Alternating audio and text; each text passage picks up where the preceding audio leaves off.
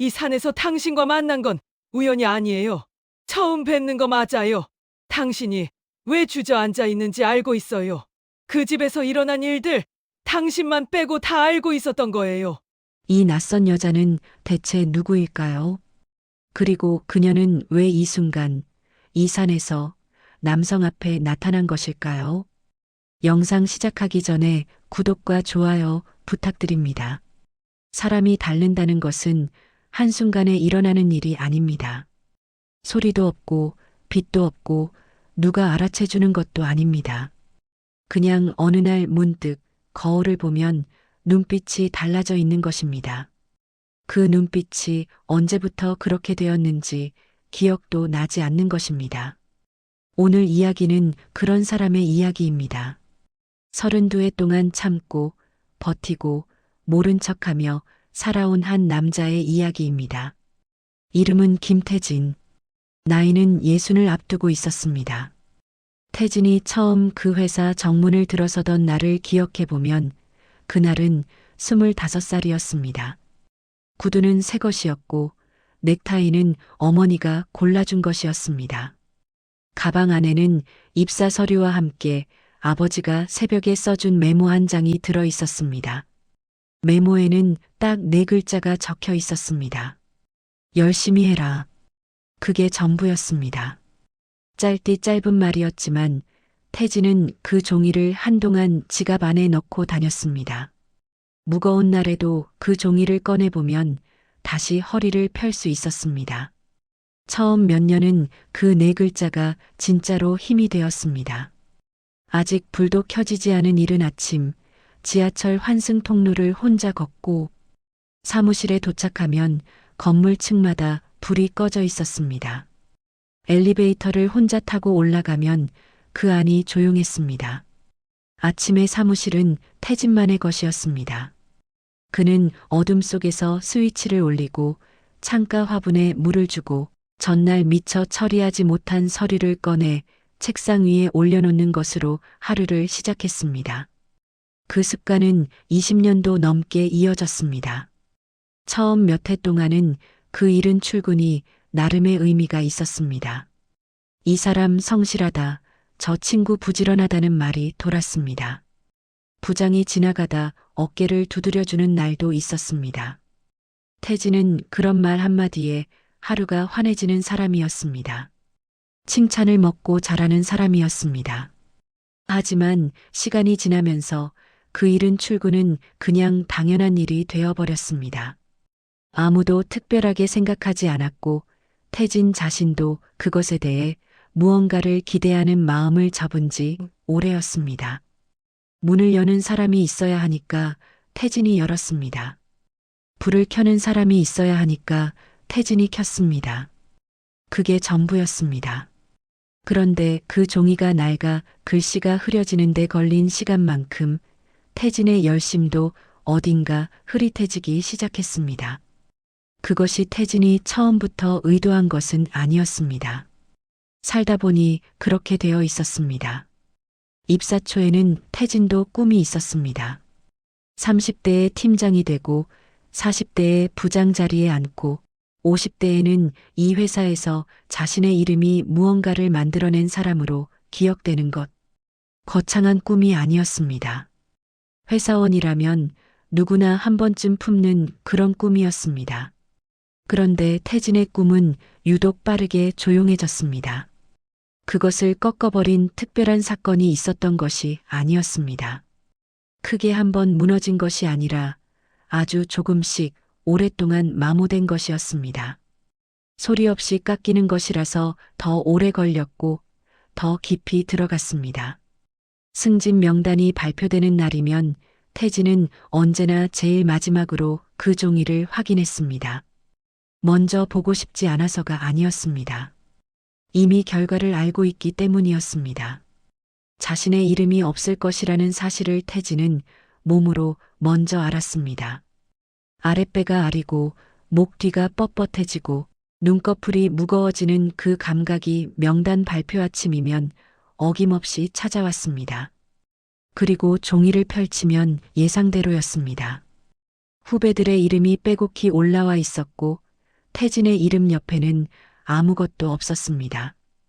그 후배 중에는 태진이 직접 가르친 사람도 있었습니다. 입사 첫날 어디서부터 일을 시작해야 할지 몰라 어리둥절하던 사람에게 태진이 직접 업무 매뉴얼을 만들어 넘겨준 적이 있었습니다. 거래처와의 협상에서 실수를 저질러 울음을 삼키던 후배 옆에서 밤새 수습 방법을 같이 찾아준 적도 있었습니다. 새벽 2시까지 사무실에 남아 함께 보고서를 다듬은 적도 한두 번이 아니었습니다. 그 후배들이 자신보다 먼저 직함을 달고 넓은 자리에 앉고 태진에게 업무 지시를 내리는 위치가 되었습니다. 태진은 그것을 말없이 지켜보았습니다. 누군가는 운이 없다고 했습니다. 또 누군가는 세상이 원래 그런 거라고 했습니다. 회사가 사람 보는 눈이 없다고 분통을 터뜨려주는 동료도 있었습니다. 하지만 그 위로들이 실제로 무언가를 돌려주는 것은 아니었습니다. 말이 끝나면 현실은 그대로였습니다. 그리고 태진은 한 번도 불만을 소리내어 말한 적이 없었습니다. 입 밖으로 꺼내는 순간 자신이 무너질 것 같았기 때문이었습니다. 한 번 무너지기 시작하면 다시 서기가 두려웠습니다. 그래서 그냥 참았습니다. 참는 것이 힘든 일이 아니라 어느 순간부터는 그게 더 자연스럽게 느껴질 만큼 오래 참아왔습니다. 회사에서는 태진을 해결사라고 불렀습니다. 공식적인 직함이 아니었습니다. 결제 라인에도 이름이 올라가 있지 않았습니다. 하지만 어떤 부서에서 일이 꼬이면 태진에게 넘어왔습니다. 어떤 거래처가 까다롭게 굴면 태진이 직접 나가서 풀었습니다. 어떤 클레임이 들어오면 가장 먼저 태진이 전화를 받았고 가장 나중에 태진이 수화기를 내려놓았습니다. 회사는 마치 그에게만 보이지 않는 서랍을 하나 만들어두고 치우기 싫은 것들을 그 안에 쑤셔 넣는 것 같았습니다. 그 서랍을 태진은 매일 비웠습니다. 묵묵히 아무 말 없이 비웠습니다. 다음 날이면 다시 가득 차 있었습니다. 그래도 불평하지 않았습니다. 이것이 내가 잘할 수 있는 일이라고 스스로를 설득했습니다. 누군가는 해야 하는 일이고 그 누군가가 나여도 상관없다고 생각했습니다. 하지만 그 생각이 진심이었는지 아니면 스스로를 달래기 위한 말이었는지 태진은 나중에도 확실히 알 수 없었습니다. 성과가 날 때는 달랐습니다. 태진이 밤을 새워 만든 기획안이 통과되면 발표는 팀장이 했습니다.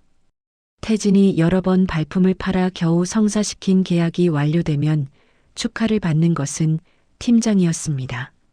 연말 우수사원 명단에 태진의 이름이 올라간 적은 32해 동안 단 2번이었습니다. 그 2번 모두 다른 해에 비해 특별히 더 잘한 해도 아니었습니다. 그냥 그 해에는 누군가 다른 이유로 태진의 이름을 넣어준 것 뿐이었습니다. 태진은 그 사실을 알면서도 기뻤습니다. 기뻐할 수 있다는 것 자체가 그때는 위안이었습니다. 하지만 그것도 오래가지 않았습니다. 다음 해가 되면 다시 같은 자리로 돌아왔습니다. 퇴근 후의 시간은 회사보다 더 길었습니다. 버스를 타고 집으로 돌아오는 길, 태진은 창밖을 보는 척 눈을 감았습니다.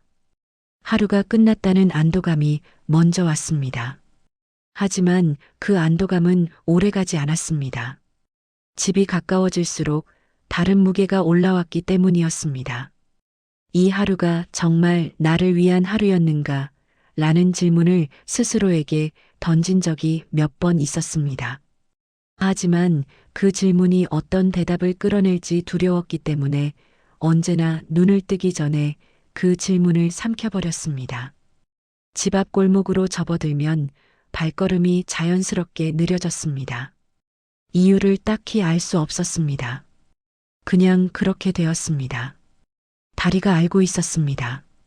이 안으로 들어가는 것이 오늘 하루를 끝내는 것이 아니라 다른 종류의 하루가 다시 시작되는 것임을. 현관문을 열면 쉬라는 말 대신 해야 할 일이 먼저 들렸습니다. 어떤 날은 장모의 목소리였습니다. 어떤 날은 아내의 목소리였습니다. 내용은 매번 달랐지만 방향은 언제나 같았습니다. 다 왔어요? 형광등 깜빡이는 거 오늘 꼭 갈아야 해요. 베란다 방충망 뜯어진 거 언제 고칠 거예요? 모기 들어와요. 보일러 소리 이상한 것 같던데 한번 봐줘요. 태진은 가방을 내려놓기도 전에 고개를 끄덕였습니다. 알겠습니다. 그 말 한마디가 그의 저녁을 열었습니다. 밥을 먹는 시간도 길지 않았습니다. 식탁에 앉아도 대화가 없었습니다. 장모는 텔레비전을 보았고 아내는 핸드폰을 보았고 태진은 밥을 먹었습니다. 그 세 사람이 같은 식탁에 앉아 있었지만 각자 다른 세계에 있었습니다. 그것이 이상하다는 생각을 태진은 처음 몇 년은 했습니다. 하지만 나중에는 그것도 당연한 것이 되었습니다. 익숙해진 것이 아니라 단념한 것이었지만 그 두 가지가 겉으로는 같아 보였습니다. 장모는 집안에서 실질적인 주도권을 쥐고 있었습니다. 결혼 초부터 그랬습니다. 어떤 날은 태진이 고른 반찬을 두고 입맛이 없다며 치워버렸습니다. 어떤 날은 태진이 제안한 여행 계획을 두고 굳이 그런 데를 가야 하느냐며 한마디로 끝냈습니다. 태진이 작은 살림살이 하나를 새로 사면 왜 그런 걸 샀느냐는 말이 먼저 나왔습니다. 태진이 주말에 혼자 나가려 하면 집에 할 일이 있는데 어딜 가느냐는 말이 따라왔습니다. 크게 말다툼을 하는 일은 없었습니다. 고성이 오가는 싸움도 없었습니다. 그냥 조용히 무시되었습니다. 태진의 의견은 가족이라는 틀 안에서 언제나 가장 나중에 고려되었고 대부분 고려되지 않은 채 묻혔습니다. 태진은 그것을 억울하다고 표현하지 않았습니다. 그냥 그러려니 라고 생각하는 것이 편했습니다. 원래 대릴 사위처럼 사는 남자들은 그런 거라고 어디선가 들은 말을 스스로에게 반복하며 살았습니다. 그 반복이 오래되면 그것이 믿음이 됩니다. 태진도 그렇게 되었습니다. 어느 순간부터 그게 자신의 사정인 줄 알았습니다. 아내 박선희는 태진에게 냉정한 사람이었습니다. 처음부터 그랬던 건 아니었습니다. 결혼 초에는 다정한 면도 있었고 같이 웃는 날도 있었고 나름의 온기가 있었습니다. 언제부터 그것이 사라졌는지 태진은 정확히 기억하지 못했습니다. 특별한 사건이 있었던 것도 아니었습니다. 그냥 어느 날 보니 선희의 눈길이 태진을 비켜가고 있었습니다.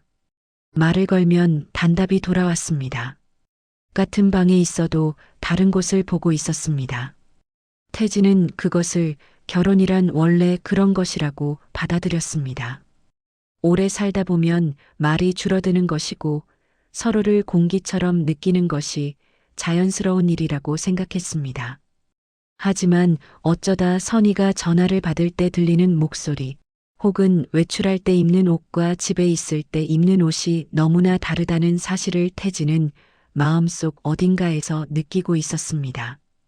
그 감각을 끝까지 생각으로 발전시키지 않으려 했습니다. 생각으로 발전시키는 것이 두려웠기 때문이었습니다. 그 두려움을 꺼내보는 것보다 그냥 모른 척하는 것이 덜 아팠습니다. 집안의 전등 하나를 갈아도 태진의 손이 필요했습니다. 식탁 위 반찬 하나를 데워도 태진이 일어나야 했습니다. 설거지는 누가 하느냐, 청소는 누가 하느냐, 장은 누가 보느냐는 말이 필요 없었습니다. 언제나 태진이었습니다. 아이가 없는 집이었습니다. 결혼 초부터 임신이 쉽지 않았고 몇 번의 시도 끝에 선희가 먼저 그만하자는 말을 꺼냈습니다. 태진도 억지로 붙잡지 않았습니다. 그게 맞는 결정인지 확신하지 못한 채로 그냥 받아들였습니다. 아이가 없는 집은 조용했습니다. 태진에게 그 조용함은 평화가 아니라 공허함으로 더 자주 느껴졌습니다. 웃음소리가 없는 집, 뛰어다니는 발소리가 없는 집, 왜라는 질문을 던지는 작은 목소리가 없는 집. 그 빈자리를 태진은 자신도 모르게 일로 채웠습니다. 더 이른 출근으로, 더 늦은 퇴근으로, 더 많은 서류 정리로. 그게 가장 쉬운 방법이었기 때문이었습니다. 그는 가장이 아니라 관리인처럼 살아가고 있었습니다. 고장나면 고치고, 부족하면 채우고, 필요하면 나타나고, 다 쓰이면 제자리로 돌아가는 사람. 그것이 태진이 이 집에서 맡은 역할이었습니다. 누군가 그 역할을 공식적으로 정해준 것은 아니었습니다. 다만 오랜 시간이 지나는 동안 그렇게 굳어버린 것이었습니다. 관리인은 집에 대한 책임이 있지만 집에 대한 권리는 없었습니다. 태진이 살아온 방식이 정확히 그것이었습니다. 그럼에도 태진은 스스로를 다독였습니다. 자기 전에 혼자 앉아 오늘 하루를 돌아볼 때 그는 자신을 탓하지 않으려 애썼습니다. 다들 이렇게 사는 것이라고 생각했습니다. 가족이라는 울타리는 원래 참고 버티는 것이라는 믿음이 그를 붙들어 주었습니다. 젊은 시절 아버지가 허리를 굽혀 일하던 모습, 말 한마디 없이 새벽에 나가 밤에 들어오던 뒷모습이 태진의 가슴 안에서 기준이 되어 있었습니다. 아버지도 그렇게 살았다. 나도 그렇게 살아야 한다. 그게 남자가 사는 방식이다. 그 오래된 기준이 태진을 지탱하고 있었습니다. 기대하지 않으면 실망하지 않을 수 있었습니다. 그 방법은 어느 정도 효과가 있었습니다. 다만 그 방법을 오래 쓰다 보면 기대 자체를 모르는 사람이 되어버린다는 것을 태진은 나중에야 알게 되었습니다. 그리고 그것을 알게 된 날이 있었습니다. 그날은 주말이었고 봄이 막 지나가던 초여름이었습니다. 어느 주말 태진은 오랫동안 신발장 안에 넣어두었던 등산화를 꺼냈습니다.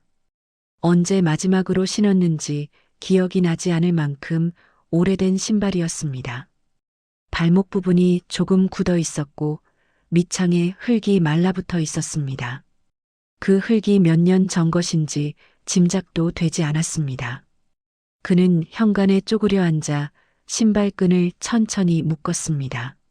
손이 조금 떨렸습니다. 피곤해서가 아니었습니다. 얼마 만에 이 일을 하는 것인가 싶은 감각 때문이었습니다. 마당에서 쉬고 있는 것처럼 잊혀있던 자신의 일부를 다시 깨우는 것 같은 느낌이었습니다. 장모에게는 산에 다녀오겠다고 말했습니다. 돌아오면 저녁은 알아서 해줘야 해요. 알겠습니다. 하고 태진은 집을 나섰습니다. 산은 말이 없어서 좋다고 생각했습니다. 회사에서도 집에서도 늘 무언가를 들어야 했고 무언가에 반응해야 했습니다. 지시를 들어야 했고 잔소리를 들어야 했고 불평을 들어야 했고 요구를 들어야 했습니다. 하지만 산은 그냥 서 있었습니다.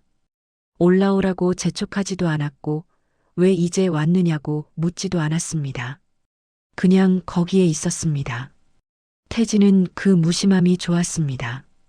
아무것도 기대하지 않는 존재 앞에서는 자신도 아무것도 증명하지 않아도 된다는 기분이 들었습니다. 사람에게서 받은 마음의 먼지를 자연히 씻어줄 것이라는 기대를 품고 그는 산길로 들어섰습니다. 그날은 바람이 좋았습니다. 봄이 막 지나가고 초여름이 들어서는 시기였습니다. 산 아래쪽은 아직 그늘이 서늘했고 나뭇잎은 한껏 펼쳐져서 하늘을 가리고 있었습니다. 간간히 산새 소리가 들렸습니다. 물 흐르는 소리가 멀리서 희미하게 들렸습니다. 태진은 천천히 걸었습니다. 빠르게 오르려는 마음이 없었습니다. 그냥 이 길이 끝나지 않았으면 한다는 생각이 들었습니다. 이 길 위에 있는 동안만은 아무것도 요구받지 않을 수 있었습니다. 그것이 태진에게 일주일치 휴식보다 더 소중했습니다. 그렇게 중간쯤 올라갔을 때였습니다. 바람 사이로 소리가 들려왔습니다. 웃음소리였습니다. 낯선 소리가 아니었습니다. 태진의 발걸음이 자신도 모르게 멈췄습니다. 어디서 들어본 소리인지 뇌가 판단하기도 전에 몸이 먼저 멈춰버렸습니다. 심장이 먼저 무언가를 알아채고 있었습니다. 아직 눈으로 보지도 않았는데 무언가 좋지 않은 것을 보게 될 것이라는 감각이 등줄기를 타고 올라왔습니다. 나무 사이로 두 사람의 모습이 보였습니다. 한 사람은 남자였습니다. 태진이 처음 보는 얼굴이었습니다. 옷이 언저리로 보이는 사람이었습니다. 그 옆에 있는 사람은 선이었습니다. 틀림없이 선이었습니다. 태진은 눈을 한번 감았다가 다시 떴습니다. 달라지지 않았습니다. 선이는 웃고 있었습니다. 그것이 태진을 가장 깊은 곳에서 흔들었습니다. 웃음 자체가 문제가 아니었습니다. 그 웃음의 종류가 문제였습니다. 태진이 결혼 이후 29년 동안 단 한 번도 본 적이 없는 웃음이었습니다. 얼굴 전체로 웃는 웃음이었습니다. 어깨가 기울어지도록 웃는 웃음이었습니다. 세상에 그 사람만 존재하는 것처럼 웃는 웃음이었습니다. 그 웃음 속에는 미안함이 없었고 망설임이 없었고 죄책감도 없었습니다. 오히려 너무나 자연스러웠습니다. 마치 이 자리가 오래전부터 자신이 있어야 했던 자리인 것처럼 그 남자 곁이 자신에게 가장 어울리는 곳인 것처럼 선희는 서 있었습니다. 태진의 다리가 그 자리에 박혀버렸습니다. 몸이 움직이지 않았습니다. 소리를 질러야 할지, 돌아서야 할지, 그냥 내려가야 할지 아무것도 판단이 서지 않았습니다. 숨이 막힌다는 것이 이런 것이구나 하는 감각을 처음 알았습니다. 공기가 충분한데 숨이 쉬어지지 않는 그 감각을 태진은 그날 처음 경험했습니다. 그것은 분노가 아니었습니다. 충격도 아니었습니다. 그 두 가지가 섞인 무언가였는데 그 어떤 단어로도 정확하게 설명되지 않는 감각이었습니다. 태진은 그 자리에서 천천히 주저앉았습니다. 누가 밀어서 주저앉은 것이 아니었습니다. 다리가 더 이상 서 있는 것을 거부하는 것 같았습니다. 산길 한가운데에 반쯤 주저앉아 그는 아무것도 할 수 없었습니다. 32해 동안 참아온 시간들이 그 순간 한 방향으로 쏟아져 내리는 느낌이었습니다. 회사에서 참았던 것들, 집에서 참았던 것들, 모른 척했던 것들 느꼈지만 생각하지 않으려 했던 것들이 전부 한꺼번에 올라왔습니다. 울음이 나오지 않았습니다. 눈물도 나오지 않았습니다. 그냥 목이 막히고 가슴이 무겁고 몸 안 어딘가가 조용히 부서지는 소리가 들렸습니다. 소리 없이 부서지는 소리였습니다. 그런 소리가 있다는 것을 태진은 그날 알았습니다. 그때였습니다. 위쪽 산길에서 발소리가 들렸습니다. 천천히 내려오는 발소리였습니다. 그리고 한 여자가 태진의 앞에 섰습니다. 낯선 사람이었습니다. 나이는 50 언저리로 보였습니다. 옷차림은 단정했지만 화려하지 않았습니다. 얼굴에는 어떤 감정도 드러나지 않았습니다. 하지만 그 눈은 달랐습니다. 태진을 바라보는 방식이 낯선 사람의 시선이 아니었습니다. 오래전부터 이 사람을 알고 있었던 사람처럼, 아니, 오래전부터 이 순간이 올 것을 알고 기다리고 있었던 사람처럼 그를 보고 있었습니다. 그 여자는 태진 앞에 조용히 서서 잠시 침묵했습니다. 서두르지 않았습니다. 태진도 아무 말을 할 수 없었습니다. 말을 꺼낼 기력이 없었습니다. 그리고 잠시 후 그 여자가 천천히 입을 열었습니다. 이제 그만 참으셔도 됩니다. 그 말은 크지 않았습니다. 산속 공기에 스며드는 말이었습니다. 태진은 그 말을 처음에는 이해하지 못했습니다. 무슨 뜻인지 머릿속으로 따라가려 했지만 뜻이 잡히지 않았습니다. 이 낯선 사람이 왜 지금 이 말을 하고 있는 것인지 알 수 없었습니다. 하지만 이상한 일이 일어났습니다. 그 말이 태진의 가슴 어딘가에 닿았습니다. 이해하기 전에 먼저 느꼈습니다. 평생 한 번도 들어보지 못한 말처럼 아니, 평생 기다려왔던 말처럼 그 짧은 문장이 태진의 안쪽으로 들어왔습니다. 32해 동안 단 한 번도 위로라는 감각을 받아본 적이 없었다는 것을 그 말을 들은 순간 처음으로 알게 되었습니다. 그리고 그날 태진은 처음으로 자신에게 질문을 던지게 되었습니다. 나는 왜 살아왔는가? 무엇을 위해 참아왔는가? 내가 지키려 했던 것이 정말 지킬 가치가 있는 것이었는가? 그 질문들은 답이 없었습니다. 하지만 태진은 그 질문을 이번에는 삼키지 않았습니다. 처음으로 끝까지 붙들고 있었습니다. 산에서 내려오는 길은 올라갈 때와 달랐습니다. 발이 땅에 닿는 감각이 이상했습니다. 몸이 자신의 것이 아닌 것 같았습니다. 한 걸음씩 내려올 때마다 지금 자신이 어디로 가고 있는지 알 수 없다는 생각이 들었습니다. 물리적으로는 산 아래로 가고 있었지만 삶이라는 방향에서는 지금 이 순간 어느 쪽으로 가는 것인지 짐작이 되지 않았습니다. 태진은 그 여자와 나란히 걷지 않았습니다. 여자는 그의 한 걸음 뒤에 있었고 아무 말도 하지 않았습니다. 말을 해야 한다는 압박도 없었고 설명을 요구하는 시선도 없었습니다. 그냥 거기에 있었습니다. 그것이 이상하게도 태진을 불안하게 만들지 않았습니다. 어떤 존재가 함께 있어도 아무것도 요구하지 않는다는 것이 이렇게 다른 느낌인지 그는 그날 처음 알았습니다. 산 입구 주차장 옆 벤치에 두 사람이 앉았습니다. 누가 먼저 앉자고 한 것도 아니었습니다.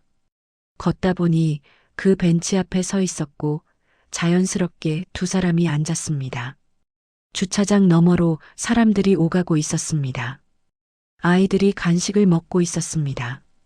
노부부가 손을 잡고 산 입구를 향해 걷고 있었습니다. 세상은 아무것도 모른 채 돌아가고 있었습니다. 그 평범한 풍경이 태진에게는 묘하게 낯설게 느껴졌습니다. 아까 본 것과 지금 앞에 보이는 것이 같은 세상이라는 것이 믿어지지 않았습니다. 여자가 먼저 말을 꺼냈습니다. 목소리가 낮고 조용했습니다. 서두르지 않는 말투였습니다. 김태진 씨 맞으시죠? 이진테크 영업팀에서 30년 넘게 계셨고 한 번도 팀장이 되신 적이 없으셨죠? 태진이 고개를 들었습니다. 그 말은 단순한 확인이 아니었습니다. 낯선 사람이 자신의 이름을 알고 직장을 알고 자신이 오랫동안 묻어두었던 사실을 이렇게 담담하게 꺼내는 방식이 태진을 멈추게 했습니다. 어떻게 아는 것인지 묻기도 전에 여자가 계속 말했습니다. 박선혜 씨와 결혼하신 게 29년 됐죠. 자녀는 없으시고 처가 식구들과 함께 사신 기간이 꽤 되셨죠. 퇴사를 고민하신 게 한두 번이 아닌데 그때마다 다시 접으셨고요. 태진은 말을 잃었습니다. 이 여자는 어떻게 그 모든 것을 알고 있는 것일까? 퇴사를 고민했다는 것은 누구에게도 말한 적이 없는 이야기였습니다. 선희에게도 가까운 동료에게도 아무에게도 하지 않은 이야기였습니다. 마음속에서만 몇 번씩 꺼냈다가 집어넣은 생각이었습니다. 그것을 이 낯선 사람이 알고 있었습니다. 불안함이 밀려왔지만 이상하게도 두렵지는 않았습니다. 이미 가장 두려운 장면을 봐버린 뒤였기 때문이었습니다. 산에서 본 것에 비하면 낯선 사람이 자신의 과거를 안다는 것은 다른 종류의 충격이었습니다. 태진은 그 감각을 천천히 정리하며 여자를 다시 바라보았습니다. 여자는 품에서 봉투 하나를 꺼냈습니다. 오래된 봉투였습니다. 손으로 오래 만진 흔적이 남아있는 봉투였습니다. 열지는 않았습니다. 그냥 무릎 위에 올려놓았습니다. 어떻게 저를 아십니까? 태진이 조용히 물었습니다. 여자는 잠시 봉투를 내려다보다가 고개를 들었습니다. 제가 김태진 씨 댁과 관련이 있는 사람이기 때문입니다.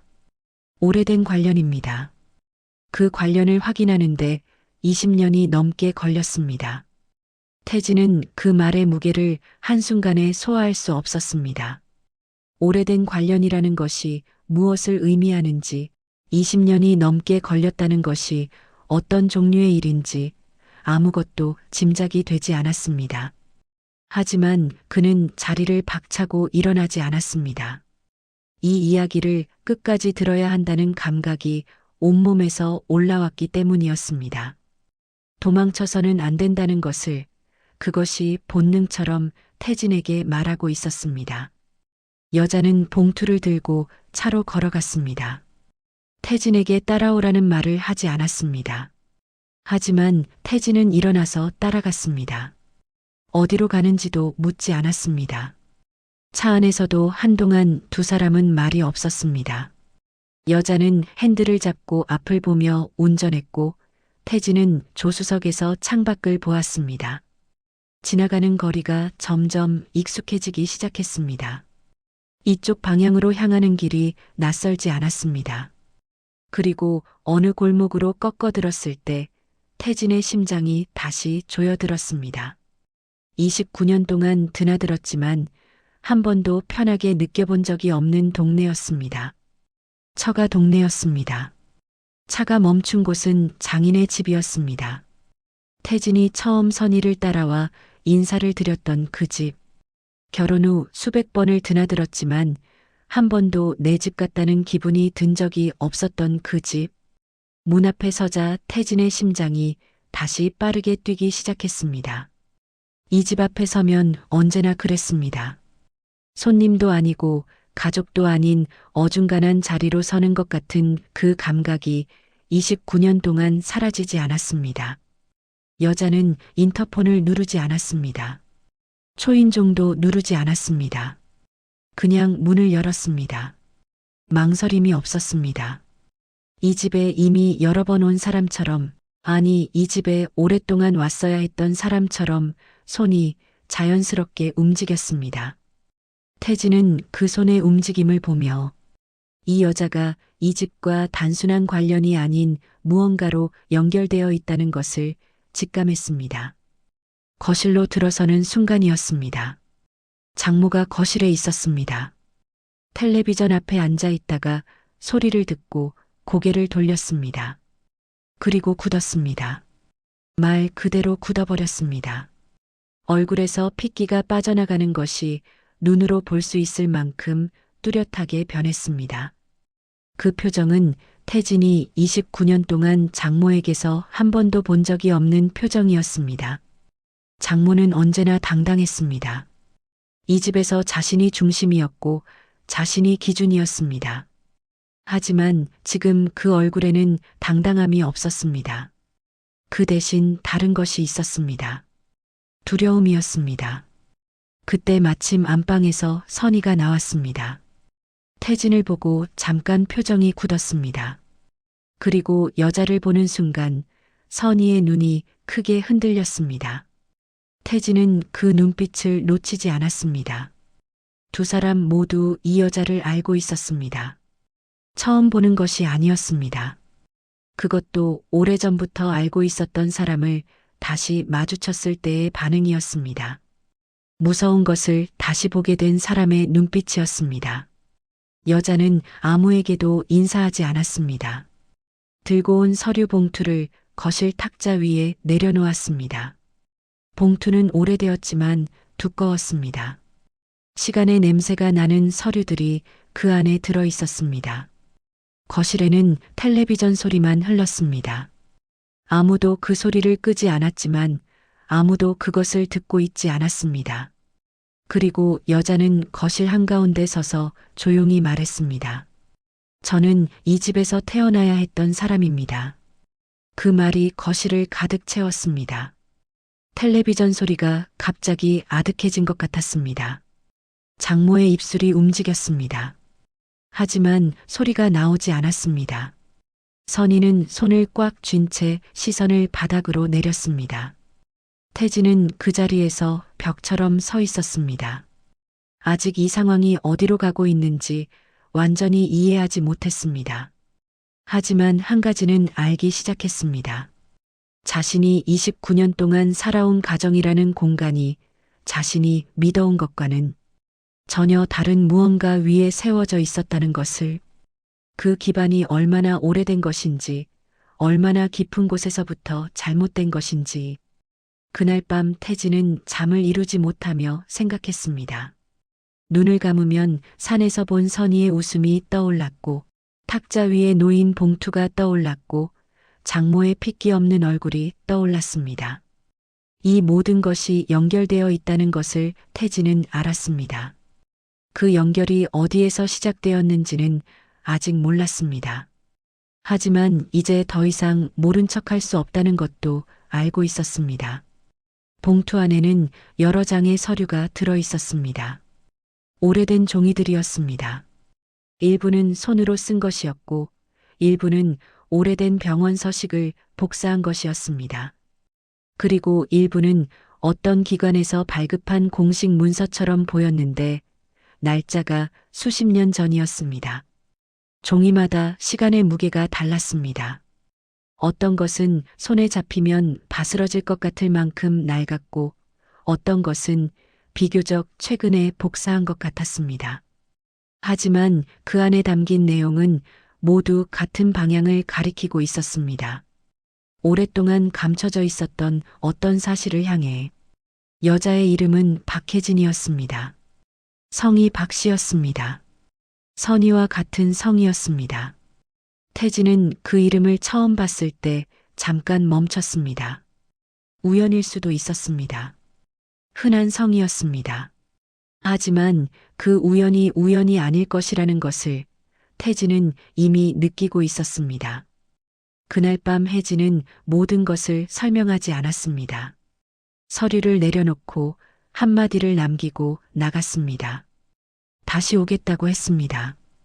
태진은 그날 밤 그 서류들을 거실에 앉아 혼자 들여다보았습니다. 선희는 방에 들어가 버렸습니다. 장모도 방에서 나오지 않았습니다. 집안이 이상하게 조용했습니다. 이 집이 늘 조용한 편이었지만 그날 밤의 조용함은 달랐습니다. 말이 없는 것이 아니라 말을 막아버린 것 같은 조용함이었습니다. 다음 날 혜진이 다시 왔습니다. 이번에는 한 사람을 더 데려왔습니다. 나이가 많은 여자였습니다. 혜진보다 훨씬 많은 나이였습니다. 태진이 보기에 이르는 넘어 보이는 사람이었습니다. 작은 체구의 흰 머리를 짧게 자른 노인이었습니다. 그 노인은 방에 들어서자마자 장모를 보았습니다. 그리고 장모도 그 노인을 보았습니다. 두 사람 사이의 공기가 이상했습니다. 오랫동안 보지 못한 사람들이 만났을 때 나오는 어색함이 아니었습니다. 서로를 알고 있지만 서로를 이 자리에서 다시 마주해서는 안 된다고 생각했던 두 사람이 어쩔 수 없이 마주쳐버린 그런 긴장감이었습니다. 장모의 눈빛이 전날보다 더 얼어 있었습니다. 하지만 그것은 이번에는 두려움만이 아니었습니다. 무언가가 끝나고 있다는 것을 아는 사람의 눈빛이기도 했습니다. 노인은 말없이 자리에 앉았습니다. 혜진이 봉투에서 서류를 꺼내 탁자 위에 천천히 펼쳤습니다. 출생 기록이었습니다. 병원 이름이 적혀 있었습니다. 오래전에 없어진 병원이었지만 이름은 남아 있었습니다. 날짜가 적혀 있었습니다. 어머니의 이름이 적혀 있었습니다. 아버지 칸은 비어 있었습니다. 그리고 혜진이 그 옆에 또 다른 서류를 펼쳤을 때 그 공백이 무엇을 의미하는지가 천천히 보이기 시작했습니다. 두 서류를 나란히 놓고 보면 연결되는 것이 있었습니다. 이름이 연결되었습니다. 날짜가 연결되었습니다. 장소가 연결되었습니다. 혜진의 출생 기록에 어머니로 기록된 사람은 장모가 아니었습니다. 하지만 장모의 이름이 다른 방식으로 그 기록 위에 올라와 있었습니다. 오래된 법적 서류에는 어떤 합의가 있었음을 암시하는 문서가 함께 있었습니다. 서류들을 하나씩 따라가다 보면 윤곽이 잡혔습니다. 흐릿하지만 지울 수 없는 윤곽이었습니다. 장모는 젊은 시절 아이를 낳았습니다. 결혼하기 전의 일이었습니다. 아니면 결혼 직전이었을 수도 있었습니다. 그 아이를 키울 수 없었거나 키우기를 원하지 않았거나 그 경계가 어디였는지는 서류 안에 명확하게 쓰여 있지 않았습니다. 그 아이는 다른 집으로 갔습니다. 공식적인 입양이라고 부를 수 있는 것과 그럴 수 없는 것 사이에 어딘가에 해당하는 방식으로 넘어갔습니다. 그리고 그 아이가 혜진이었습니다. 장모의 첫 번째 아이였습니다. 선희보다 먼저 태어난 아이였습니다. 태진은 그것을 서류를 통해 이해하는 것이 아니라 몸으로 받아들이는 것처럼 느꼈습니다. 머리로 처리되기 전에 가슴이 먼저 그 무게를 받았습니다. 29년이었습니다. 이 집에 드나든 29년 동안 이 집 안에 이런 것이 있었습니다. 이 탁자 위에 이런 서류가 올라오게 될 날이 언젠가 있을 것이었습니다. 그 사실을 알고 있었던 사람들이 이 집에 있었습니다. 그리고 태진은 몰랐습니다. 아무것도 몰랐습니다. 혜진은 성인이 된 뒤 자신의 출생을 스스로 추적했습니다. 20년이 넘게 걸린 일이었습니다. 공식 기록은 지워져 있었고 비공식 기록은 흩어져 있었습니다. 혜진이 자란 집에서도 출생에 대한 이야기는 잘 꺼내지 않는 주제였습니다. 혜진이 조심스럽게 물을 때마다 어른들의 표정이 달라졌습니다. 그 표정이 무언가를 숨기고 있다는 것을 혜진은 어린 시절부터 알고 있었습니다. 하지만 어린아이가 그것을 파고들 수는 없었습니다. 그냥 자라면서 그 의문을 가슴속에 담아두었습니다. 담아두다 보면 커졌습니다. 커지다 보면 반드시 꺼내야 하는 날이 왔습니다. 혜진이 본격적으로 조사를 시작한 것은 30이 되던 해였습니다. 오래된 기록을 찾아다녔습니다. 병원을 찾아다녔습니다. 이미 없어진 병원의 기록을 남아있는 곳에서 찾았습니다. 사람을 찾아다녔습니다. 그 시절을 기억하는 노인들을 찾았습니다. 그 중에는 기억하고 싶지 않은 것을 기억하는 사람도 있었습니다. 그리고 오늘 이 자리에 데려온 노인도 그 중 하나였습니다. 단 한 가지 사실을 확인하기 위해 나는 누구에게서 태어났는가? 장모는 끝까지 부정했습니다. 서류를 보면서도 고개를 저었습니다. 노인의 얼굴을 보면서도 모른다고 했습니다. 그것은 진심에서 나온 부정이 아니었습니다. 체면으로 쌓아온 인생이 있었기 때문이었습니다. 이 동네에서, 이 집안에서 수십 년 동안 쌓아온 체면이었습니다. 그것을 인정하는 순간 그 체면이 전부 무너지기 때문이었습니다. 그래서 부정했습니다. 거짓임을 알면서도 부정했습니다. 그 부정 자체가 얼마나 오래된 습관인지를 태진은 그날 처음 목격했습니다. 하지만 노인이 입을 열었을 때 그 부정은 더 이상 설 자리를 잃었습니다. 노인은 장황하게 말하지 않았습니다. 짧게 그러나 확실하게 말했습니다. 그 시절에 무슨 일이 있었는지, 어떤 결정이 어떤 방식으로 이루어졌는지, 혜진이 어떤 과정을 통해 다른 집으로 가게 되었는지를 그 말은 부정할 수 없었습니다. 기억이 살아있는 사람의 말이었습니다. 서류보다 더 단단한 증거였습니다. 시간은 편을 들어주지 않았습니다. 감춰진 것들이 제 무게를 이기지 못하고 하나씩 드러났습니다. 사람이 아무리 지우려 해도 기록은 어딘가에 남았습니다. 종이 뒷면에 낡은 수첩 안에 오래된 사람의 기억 속에 혜진은 그것들을 20년에 걸쳐 하나씩 모았습니다. 장모의 손이 떨렸습니다. 그것을 태진은 보았습니다. 저 손이 떨리는 것을 보는 것이 처음이었습니다. 29년 동안 이 집에 드나들면서 장모의 손이 떨리는 것을 한 번도 본 적이 없었습니다. 언제나 단단하고 당당했던 손이었습니다. 그 손이 지금 탁자 모서리를 잡고 떨고 있었습니다. 태진은 그것을 보며 이상한 감정을 느꼈습니다. 분노가 아니었습니다. 통쾌함도 아니었습니다. 깊고 조용한 허무함이었습니다.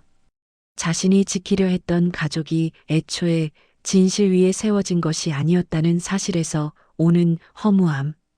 자신이 참아온 이유가 거짓을 유지하는데 사용된 것이었다는 사실에서 오는 허무함. 분노보다 허무함이 먼저 왔습니다. 그리고 분노보다 훨씬 오래 남았습니다.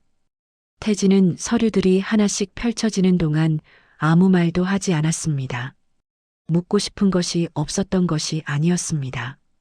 묻고 싶은 것이 너무 많았습니다. 하지만 어느 것부터 물어야 할지 알 수 없었습니다. 그리고 어쩌면 이미 알고 있었던 것인지도 몰랐습니다. 알고 싶지 않아서 생각하지 않으려 했던 것들이 지금 눈앞에 서류의 형태로 펼쳐지고 있었습니다. 그는 깨닫기 시작했습니다. 참았던 세월이 가족을 지킨 것이 아니었다는 것을, 참았던 세월이 이 거짓을 유지하는 데 쓰인 것이었다는 것을, 그것이 가장 쓴 깨달음이었습니다. 달리 위로할 방법이 없는 종류의 쓴맛이었습니다. 그 쓴맛 앞에서 태진은 오래된 질문을 다시 떠올렸습니다. 나는 왜 살아왔는가? 그 질문은 이제 조금 다른 무게를 달고 있었습니다. 집안에 숨겨진 이 거짓은 어디까지 이어져 있는 것일까요? 그리고 29년을 함께 살아온 선희는 이 모든 사실을 얼마나 알고 있었던 것일까요? 사부에서 관계의 진실이 마침내 드러납니다. 그 일이 있고 나서 집안의 분위기가 달라졌습니다.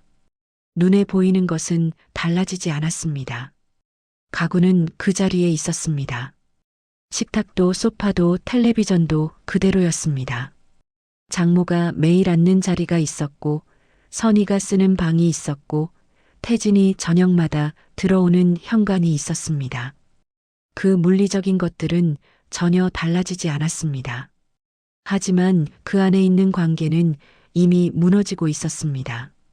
같은 공간에 서 있어도 서로 다른 시간을 살고 있는 사람들처럼 보였습니다.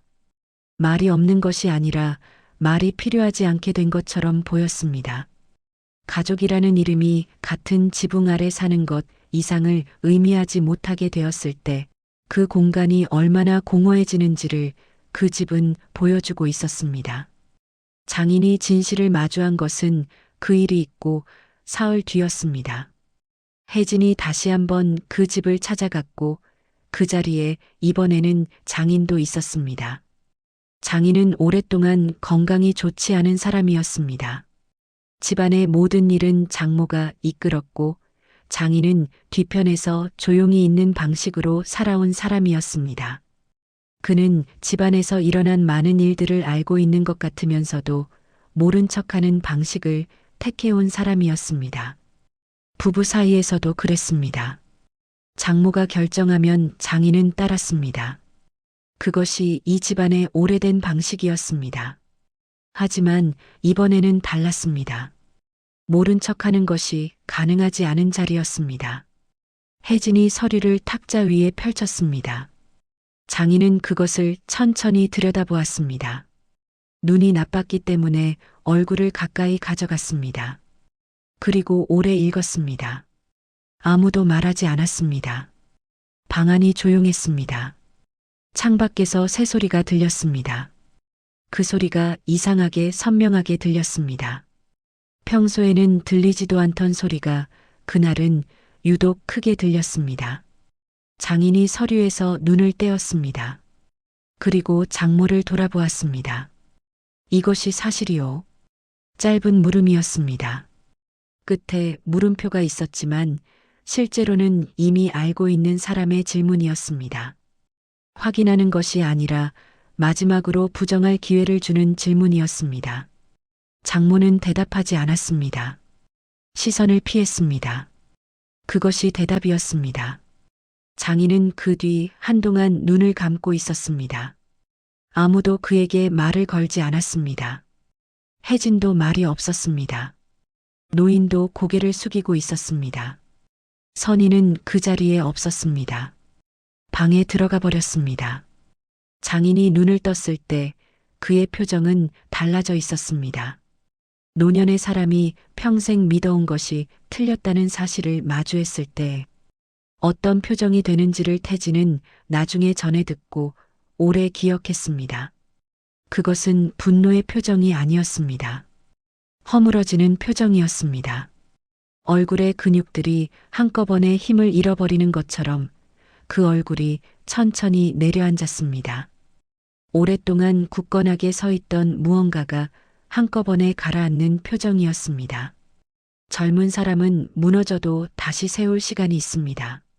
하지만 노년의 기반이 무너지는 것은 달랐습니다. 다시 세울 시간이 너무 짧습니다. 그래서 그것이 더 잔인했습니다.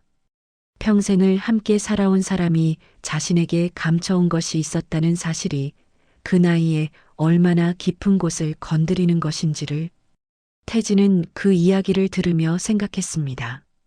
아마 장인에게 가장 괴로운 것은 그 비밀의 내용이 아니라 숨겨왔다는 사실 그 자체였을 것이었습니다. 평생 옆에 있었던 사람이 자신에게 말하지 않은 것이 있었다는 것. 그것이 어떤 무게인지를 태진은 어렴풋이 알 것 같았습니다. 자신도 비슷한 무게를 지금 안고 있었기 때문이었습니다. 태진은 그 며칠 동안 집에 들어가지 않았습니다. 회사 근처 작은 여관에 묵었습니다. 직장에는 나갔습니다. 아무것도 달라진 것이 없는 척 아침에 사무실 불을 켜고 서류를 정리하고 전화를 받았습니다. 하지만 안쪽에서는 무언가가 계속 무너지고 있었습니다. 소리 없이 천천히 쉬지 않고 누군가 물어보면 괜찮다고 말할 수 있었습니다. 하지만 괜찮다는 말이 얼마나 많은 것을 눌러 담은 말인지를 태진은 알았습니다. 선희가 연락을 해온 것은 그로부터 이틀 뒤였습니다. 짧은 문자였습니다. 잠깐 봐야 할 것 같다고 했습니다.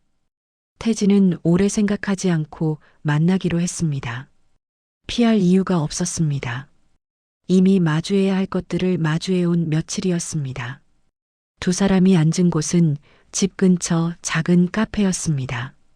결혼 이후 단둘이 카페에 앉은 것이 언제였는지 태진은 기억나지 않았습니다. 이런 자리가 오래전에 없어졌다는 것을 그제야 실감했습니다. 선희가 먼저 앉아 있었습니다. 커피잔을 두 손으로 감싸고 있었습니다. 태진이 맞은편에 앉았습니다. 두 사람이 서로를 보았습니다. 29년을 살아온 두 사람이 마주 앉아 있었습니다. 하지만 그 눈빛 사이에 29년의 무게는 느껴지지 않았습니다. 그냥 낯선 두 사람이 앉아 있는 것 같았습니다. 선희가 말을 꺼냈습니다. 어떻게 된 건지는 나도 자세히는 몰랐어. 그 사람이 진짜 누구인지는 엄마만 알고 있었고 나는 중간에 조금씩 눈치챈 거였어. 당신한테 말 못한 건 내 잘못이야. 하지만 전부 내가 숨긴 건 아니야. 태진은 그 말을 들으며 천천히 고개를 끄덕였습니다. 동의해서가 아니었습니다. 그냥 들었다는 표현이었습니다. 선희의 말이 맞는 말인지 틀린 말인지 따지고 싶지 않았습니다. 어느 쪽이든 지나간 일이었습니다. 선희가 계속했습니다. 산에서 그 사람이랑 있었던 거 당신이 봤을 거라는 거 알아. 그것도 말해야 할 것 같아. 오래된 일이야. 당신이 생각하는 것처럼 최근 일이 아니야. 태진은 한동안 아무 말도 하지 않았습니다. 오래된 일이라는 것이 얼마나 오래된 것인지 묻지 않았습니다. 물어도 달라지는 것이 없다는 것을 알기 때문이었습니다. 그리고 사실 그 대답이 얼마냐에 따라 자신이 느끼는 것이 달라질 것 같지 않았습니다. 이미 알아야 할 것은 알고 있었습니다. 이상하게도 태진의 안에서 어떤 폭풍도 오지 않았습니다. 분노가 치밀어 오르지 않았습니다. 눈물이 나오지 않았습니다. 그냥 멀었습니다. 아주 멀게 느껴졌습니다. 같은 테이블에 앉아 있는 사람인데 전혀 다른 세상에 있는 사람처럼 멀었습니다. 그 거리감이 슬픈 것인지 아닌지도 알 수 없었습니다. 다만 그것이 지금 태진의 상태였습니다. 태진은 커피를 한 모금 마셨습니다. 그리고 천천히 자리에서 일어났습니다. 선희가 당황한 얼굴로 올려다보았습니다. 태진은 지갑에서 지폐를 꺼내 테이블 위에 올려놓았습니다. 두 사람 커피 값이었습니다. 그리고 아무 말 없이 카페를 나왔습니다. 그것이 선희와 제대로 마주 앉은 마지막이었습니다. 태진은 나중에 그 순간을 생각하며 자신이 더 이상 그 무게를 들고 있을 필요가 없다는 것을 그때 처음 알았다고 기억했습니다. 아무것도 해결되지 않았습니다. 아무것도 정리되지 않았습니다. 하지만 자신이 더 이상 그 한가운데에 있지 않아도 된다는 것을 조용히 자리에서 일어서는 것으로 처음 표현한 것이었습니다. 조용히 자리를 떠난 태진. 혜진이 제출한 서류들은 여러 방면으로 확인이 시작되었습니다. 법적인 절차는 느리지만 명확했습니다. 출생 기록과 병원 자료와 당시의 행정 문서들이 하나씩 맞춰지기 시작했고 그 과정에서 오랫동안 묻혀있던 것들이 표면 위로 떠오르기 시작했습니다. 오래전 선택이 얼마나 많은 사람의 시간을 뒤틀어 놓았는지가 서서히 드러났습니다. 혜진이 20년에 걸쳐 쌓아온 것들이 하나씩 맞춰지면서 그것이 단순한 한 집안의 비밀이 아니라 여러 사람의 삶에 얽혀 있는 것이었다는 것이 보이기 시작했습니다. 태진은 그 과정의 중심에 있었지만 그것을 주도하는 사람은 아니었습니다. 그는 증인에 가까운 자리에 있었습니다.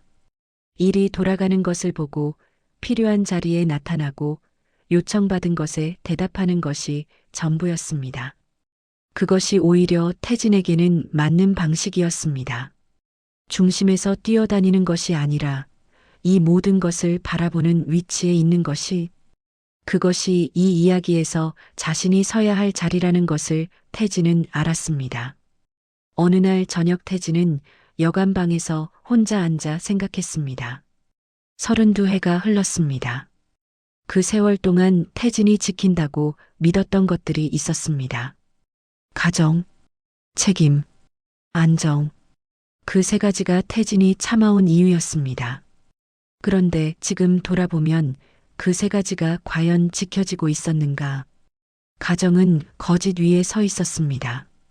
책임은 한쪽에서만 지고 있었습니다. 안정은 표면만 안정이었고 안쪽은 계속 흔들리고 있었습니다. 그것을 지키기 위해 참았다고 생각했는데 사실 그것들은 처음부터 지켜질 수 없는 것들이었습니다. 그 생각이 태진을 오랫동안 창문 밖을 보게 했습니다. 여관 창밖으로 보이는 거리에는 불빛들이 켜져 있었습니다. 사람들이 오가고 있었습니다. 저 사람들은 지금 어디로 가고 있는 것일까? 태진은 오랫동안 그것을 생각했습니다. 선희가 두 번째 연락을 해온 것은 조사가 어느 정도 진행되고 나서였습니다. 이번에는 문자가 아니었습니다. 전화였습니다. 태진이 전화를 받자마자 선희의 목소리가 들렸습니다. 떨리는 목소리였습니다. 평소의 선희 목소리가 아니었습니다. 무언가가 무너지는 소리가 목소리 안에 섞여 있었습니다. 당신까지 이러면 나는 어떻게 살아? 태진은 그 말을 듣는 순간 오래전 기억 하나를 떠올렸습니다.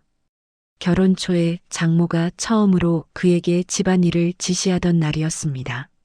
선희는 그 옆에 서서 아무 말도 하지 않았습니다. 태진이 불편한 기색을 보였을 때도 선희는 그냥 시선을 돌렸습니다. 그때도 태진은 아무 말하지 않았습니다. 그냥 참았습니다. 그게 당연한 일인 줄 알았기 때문이었습니다. 29년이 지나서 받은 이 전화가 그 장면과 이상하게 닮아 있었습니다. 누군가가 어떻게 살겠느냐고 묻는 것. 그 질문의 대답으로 태진이 다시 한번 자신을 접어줄 것을 기대하는 것. 29년 전과 지금이 달라진 것이 없었습니다. 그것이 태진을 더 조용하게 만들었습니다. 화가 나는 것이 아니었습니다. 그냥 조용해졌습니다. 깊고 넓게 조용해졌습니다. 태진은 한동안 아무 말도 하지 않았습니다. 선희가 더 말하려는 것 같았습니다. 하지만 태진이 말이 없으니 전화 너머도 조용해졌습니다. 침묵이 길어졌습니다. 그리고 태진은 아주 조용히 고개를 저었습니다. 상대가 볼 수 없는 것을 알면서도 고개를 저었습니다. 그것은 자신을 위한 행동이었습니다. 스스로에게 하는 대답이었습니다. 저는 더 이상 그 질문에 대답해 드릴 수 없습니다. 그리고 전화를 끊었습니다. 그 짧은 순간이 29년 동안 하지 못했던 말의 전부였습니다. 길게 설명하지 않았습니다. 원망을 늘어놓지 않았습니다. 지나온 날들을 다 꺼내지 않았습니다. 단 한 문장이었습니다. 하지만 그 한 문장에는 29년이 들어 있었습니다.